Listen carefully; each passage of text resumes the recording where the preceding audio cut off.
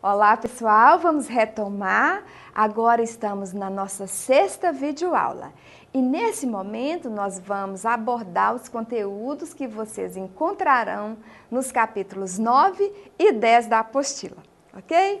Então vejamos, nosso trabalho inicial aqui é mostrar para vocês os principais relatos acadêmicos científicos e dizer que cada um deles tem uma estrutura essa normatizada ou normalizada pela Associação Brasileira de Normas Técnicas, ABNT, você já deve ter ouvido falar. Além de outras normalizações no campo do comércio, a ABNT se dedica a trazer para o campo acadêmico as estruturas, as informações principais para que os textos sejam padronizados, para que cada um não invente o modo de escrever no momento em que precise de fazer o relatório.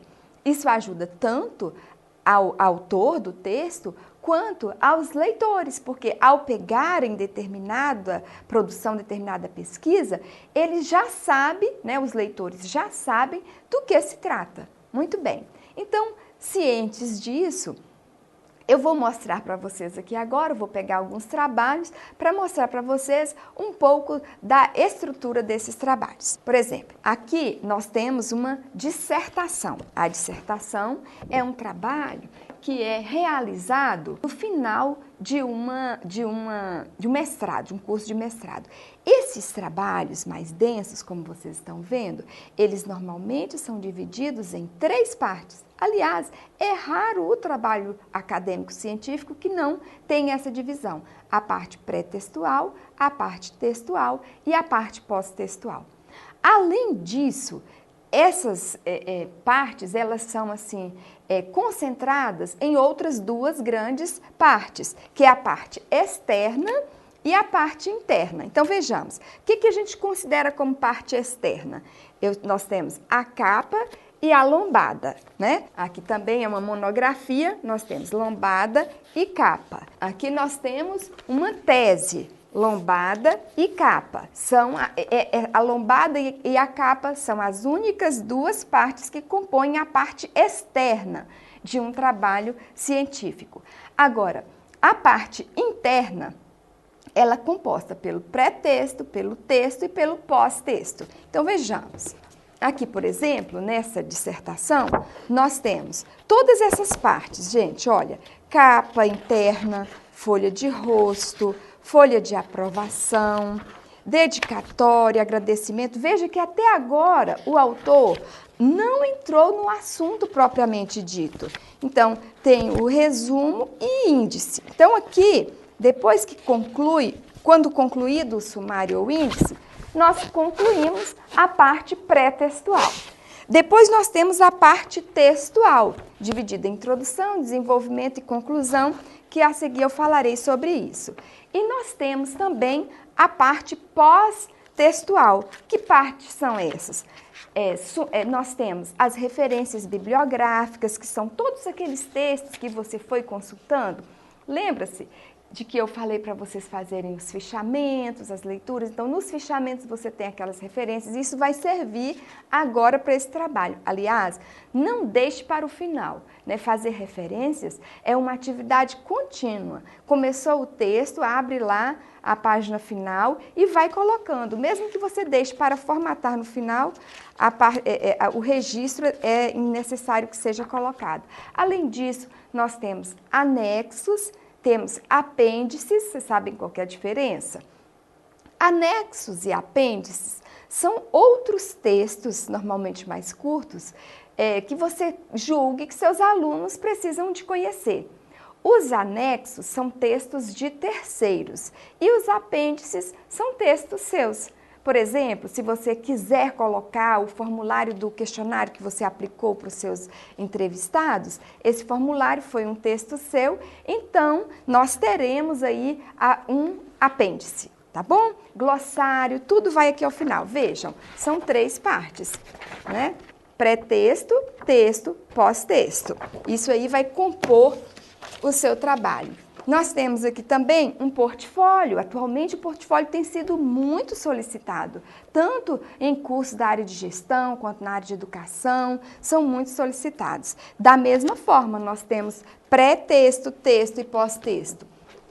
Eu tenho aqui também uma revista científica e eu trouxe de maneira proposital para mostrar para vocês que é uma revista diferente das convencionais. Né? Uma revista científica se assemelha a um livro e dentro de uma revista científica você vai encontrar artigos científicos, ensaios, resenhas e o objetivo é de difusão do conhecimento.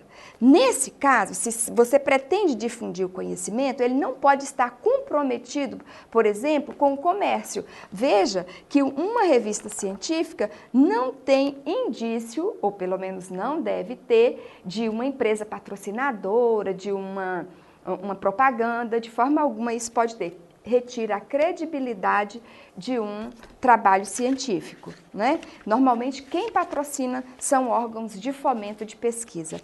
Aqui, pessoal, dentro nós temos artigos. Os artigos são textos, são produções feitas para a publicação.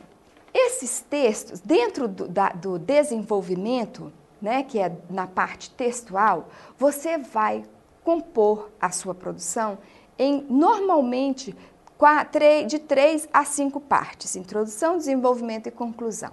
Em um TCC, por exemplo, uma monografia, você pode dividir o seu trabalho em 5 partes, né? A introdução, o desenvolvimento você pode dividir em 3 partes, uma para falar sobre a sustentação teórica, outra para falar sobre a metodologia e outra para trazer os dados, né, que você coletou, se foi o caso de coleta, e faz a conclusão, completando as 5 partes. Nisso tudo, o que é importante mesmo é a qualidade da pesquisa. É o que você fez e como você fez. A qualidade do seu texto. Não adianta a gente querer fugir. Não adianta. Por quê? Porque se isso está padronizado, você vai ser avaliado de acordo com os padrões que aí estão.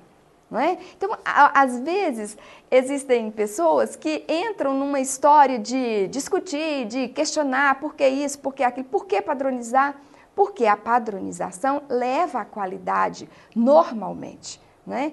E leva ao reconhecimento do seu texto, assim, da forma como você quer que ele seja reconhecido. Além, gente, desses aspectos estruturais, nós temos de pensar também na enumeração das partes. Toda a parte textual do seu texto, da sua produção científica, do seu relatório, ele leva enumerações. Você vai usar o número arábico de 1 a quanto que você quiser e vai sequenciar, topicalizar a sua produção, alterando ali a formatação dos subtítulos de acordo com as orientações que constam da sua apostila, tá bom? Então, eu espero que você faça esse trabalho, entre no campo acadêmico já formatando os seus trabalhos adequadamente, porque o que pode parecer para muitas pessoas que nunca tentaram e que vão fazer um TCC e que acham um bicho de 7 cabeças, para você vai ser simplesmente uma ferramenta de trabalho do cotidiano, rotineira. E é esse o nosso desejo. Até já!